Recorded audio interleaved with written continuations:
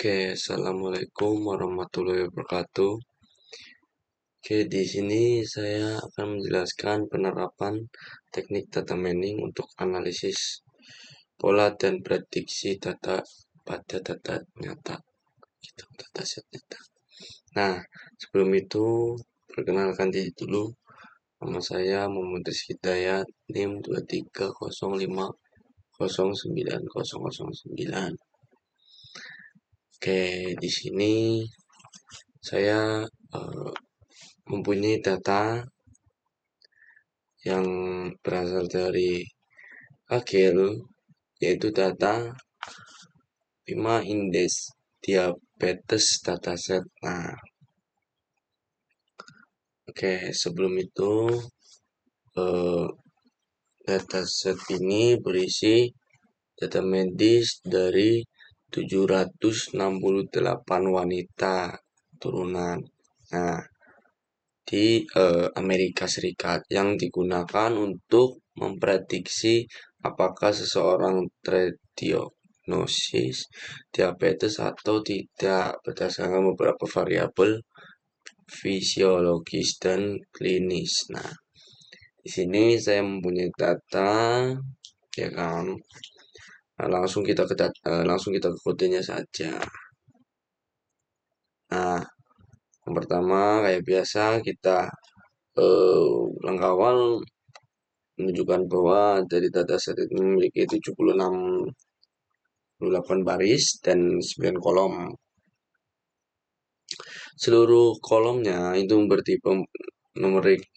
Nah, tidak ditemukan nilai yang kosong di sini ya teman-teman. Jadi hal ini menandakan data itu sudah lengkap itu dan siap diproses lebih lanjut seperti itu teman-teman. Nah, oke, lanjut ke normalis data ya.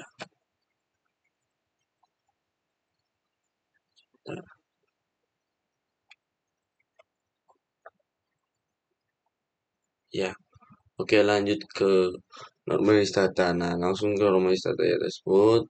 Nah, karena semua fitur berskala berbeda, misalnya kayak closet bisa itu ratusan, sedangkan PMI itu kayak hanya puluhan. Nah, maka dilakukan normalisasi agar model tidak bias terhadap fitur dengan nilai besar. Nah, proses ini dilakukan dengan standar skala. Nah, ini ya tampilannya seperti ini. Nah, normalisasi ini menghasilkan data dengan rata 0 dan standar divisiasi 1 seperti itu. Oke, kita lanjut ke ini dulu ya. Kita akan menjelaskan terkait itu.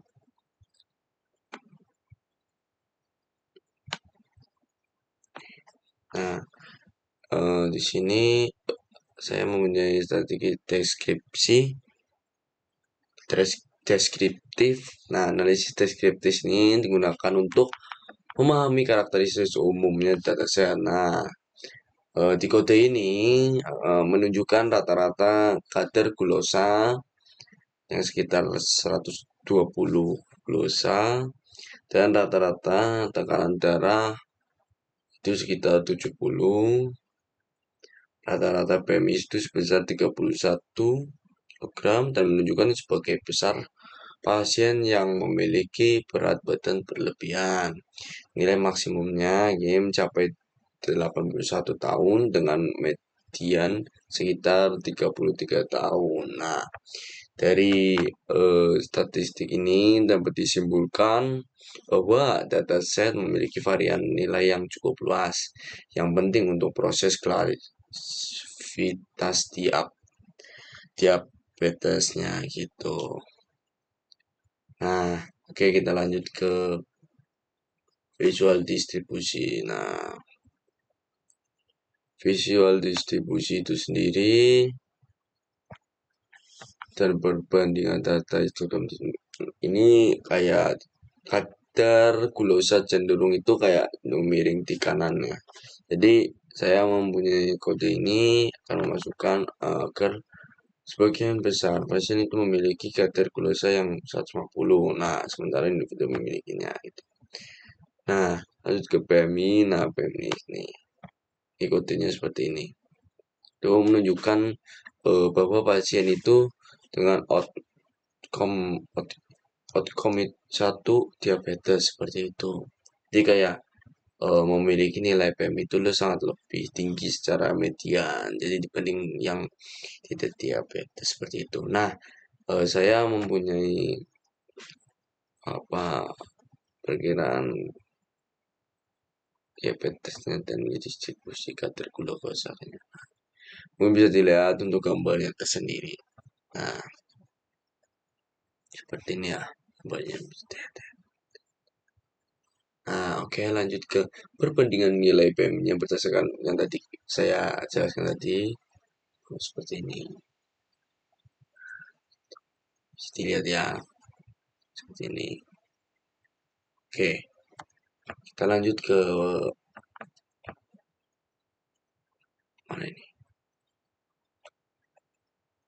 Oke, kita lanjut ke proses pemodelan untuk memisahkan dataset menjadi data latih. Nah, kayak training set gitu dan data uji. Nah, seperti itu.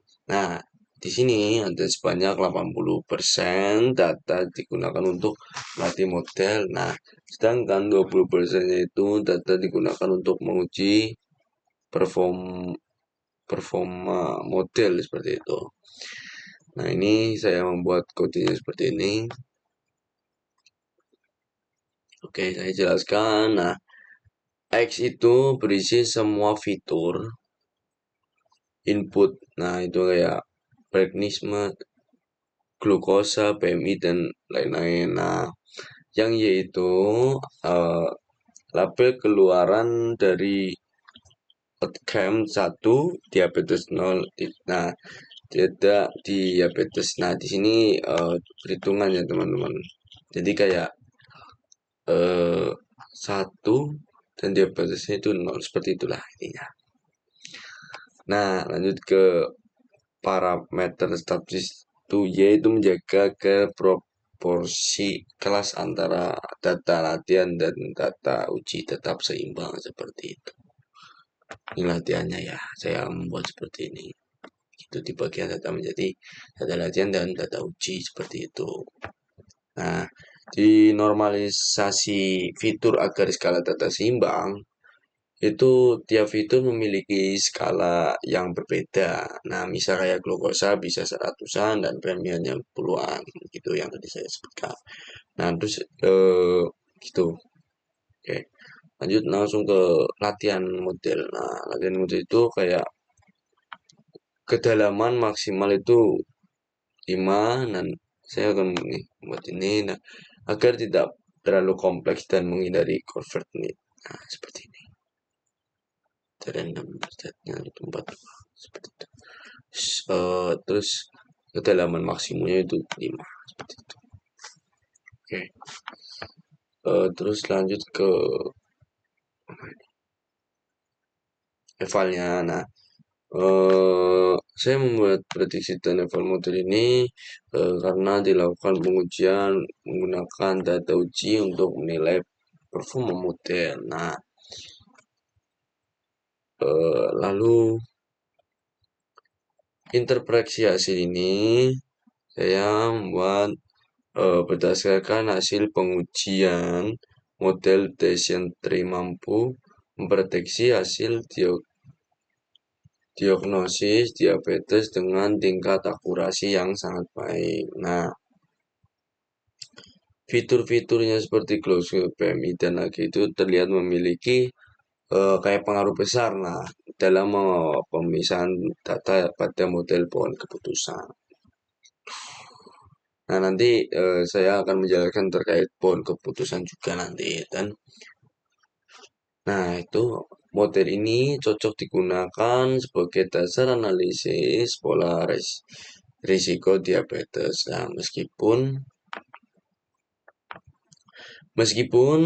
akurasinya itu masih bisa ditingkatkan dengan penyesuaian parameter seperti itu.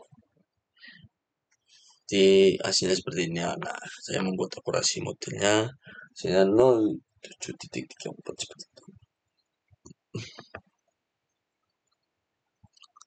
Nah, seperti itu ya. Nah, untuk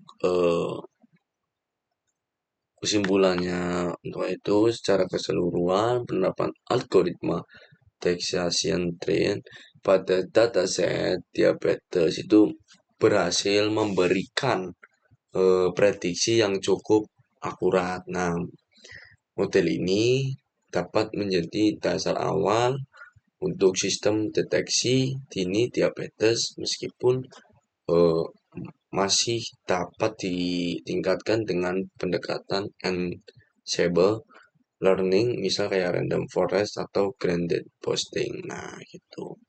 Nah, dengan akurasi sekitar 80%, model itu mampu memberikan sedikit gambaran yang jelas dan mengenai hubungan antar variabel medis dan status diabetes serta membantu dalam analisis pola kesehatan masyarakat seperti itu. Oke, sebelum itu saya akan menjelaskan pohon keputusan dulu. Nah, di sini saya membuat pohon keputusan yang hasilnya itu dari model Bayesian Trend Classification itu menampilkan bagaimana algoritma ini memisahkan data untuk menentukan apakah seseorang terdiagnosis diabetes. Nah, gitu. Kayak gini ya, kurang lebih lah gambarannya seperti itu. Nah, di pohon ini, keputusan ini memvisualisasikan proses logika medis. Jadi kayak model yang menjelaskan bagaimana kombinasi kadar gula, berat badan, dan usia mempengaruhi kemungkinan seseorang menderita diabetes. Oke. Oke, saya juga akan menjelaskan terkait Rocks Curve. Nah, Rocks Curve itu digunakan untuk menilai kemampuan model dalam membedakan dua kelas. Seperti itu untuk kelas. Nah, eh, sumbu. Nah, saya akan menjelaskan dulu ya. Nah, ini di sumbu X itu presentasinya pasien yang sebenarnya tidak diabetes, tapi salah diprediksi sebagai diabetes seperti itu. Nah, kalau sumbu itu presentasenya itu pasien yang benar-benar diabetes dan berhasil dikenali model seperti itu. Nah, lalu setiap setiap titik di kurva ini memrepresentasikan hasil model pada ambang batas klasifikasi tertentu. Nah, di garis golongan merah ini menunjukkan prediksi acak. Nah, semakin jauh kurva dari garis ini, semakin baik performa modelnya seperti itu. Nah, cukup sekian dari penjelasan saya. Sebelumnya saya minta maaf barangkali ucapan saya salah atau kurang jelas, mohon maaf. Assalamualaikum warahmatullahi wabarakatuh. Terima kasih teman-teman.